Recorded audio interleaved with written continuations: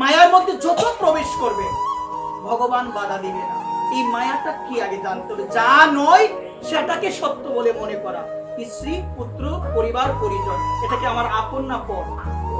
সবাই বলে না এটা কি, কিন্তু আমরা কি ভাবলাম, আমরা যিনি আমাদের পরম আপন তাকে দিলাম পর করে, তাকে আমরা পর করে দিলাম। আর যেটা পর, যেটা ছিল না আমার কখনো, যেটা কখনো আমার থাকবে না মা, থাকবে না। লক্ষ্য করো মা, এই যে মাঝখানে মায়ার দ্বারা প্রভাবিত হয়ে মনে হচ্ছে আর কি যে আমার ছেলে আছে, আমার মেয়ে আছে, ঘর বাড়ি আছে। শুনো মনোযোগ সহকারে, ওই ছেলে তোমার এক সময় ছিল না, ওই ছেলেটা এক সময় থাকবে না, কিন্তু একজনের সাথে তোমার নিত্য সম্পর্ক বিদ্যমান থাকবে, তিনি হলো আমার ভগবান।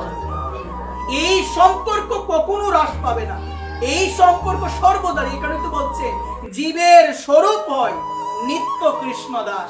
আমাদের স্বরূপ হলো আমরা কার দাস? নিত্য দাস মা। শুধু এই জন্মের দাস নয়, জনম জনমের আমরা হলাম দাস। একবার এখানে এই মায়ার মধ্যে মা আপনি যত প্রবেশ করবেন বিন্দু পরিমাণ বাধা ভগবান আপনাকে দিবে না, স্বাধীনতা দিয়েছে।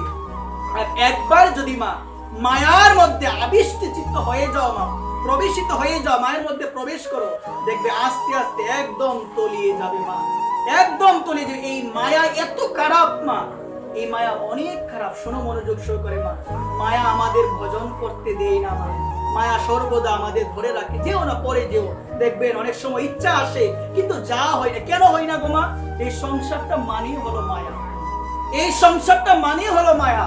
যদিও রামকৃষ্ণ পরমহংসদেব বলেছিল সংসারে থাকো কিন্তু মনটা সংসারকে দিও না।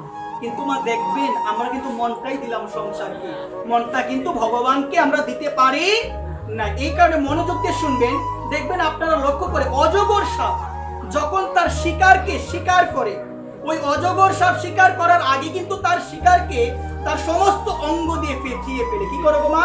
একদম পেঁচিয়ে নে, তারপরে পেঁচাতে পেঁচাতে যখন গলার মধ্যে আসে সেই শিকারটা শ্বাসরুদ্ধ হয়ে মারা যায়, তারপরে সে গ্রাস করে না একবার।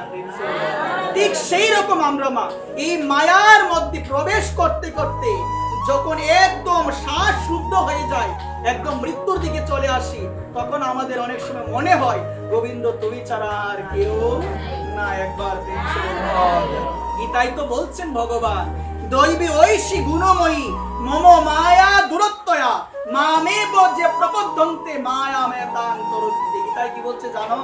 যে এ অর্জুন, এই মায়াটা আমারই মায়া, এই মায়াকে জয় করা অনেক কঠিন, কিন্তু যে আত্মসমর্পণ করে, শুধু দুহাত তুললে কি আত্মসমর্পণ হয় মা? হয় কি? দুহাত তুললে তো হবে না যদি মনের সাথে কানেকশন তোমার না থাকে। আমি ভগবানের নাম গুণকীর্তনে গিয়ে দুই বাহু তুলে কীর্তন করি, আর বাড়িতে গিয়ে আমি বলি আমার ঘর, আমার বাড়ি, বলি না গো মা আমার ছেলে।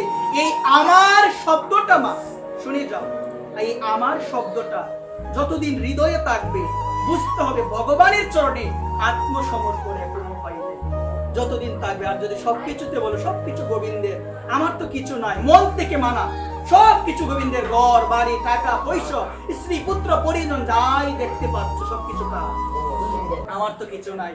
এই তত্ত্বটা যেদিন হৃদয় থেকে মেনে নিতে পারবে, হৃদয়ঙ্গম হয়ে যাবে গোবিন্দ এই জগতে সবকিছু তোমার, আর আমিও হলাম তোমার, তুমি হলে আমার। একবার এটা বোঝা দরকার। এখানে সকলের চরণে এই নিবেদন, এখনো সময় আছে যদি গোবিন্দের কাছে কি এই মনপ্রাণ বলি, গোবিন্দ তোমাকে দেওয়ার মতো কিছু নয় আমার। মন মনা ভব মত ভক্ত মত জাতি মাম নমস্কার। গীতায় ভগবান বলছে মন মনা ভব, তোমার মনটা তুমি আমাকে দিয়ে দাও একবার।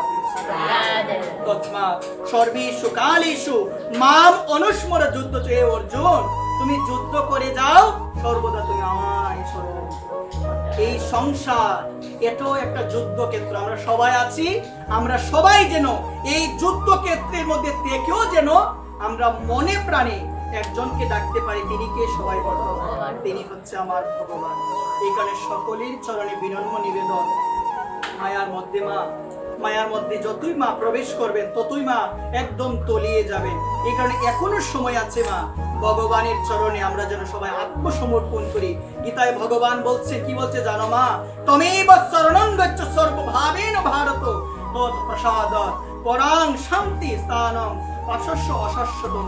গীতায় কি বলছে জানো? যেন আমরা যেন সর্বতভাবে একজনের চরণে আত্মসমর্পণ করি। তিনি কে?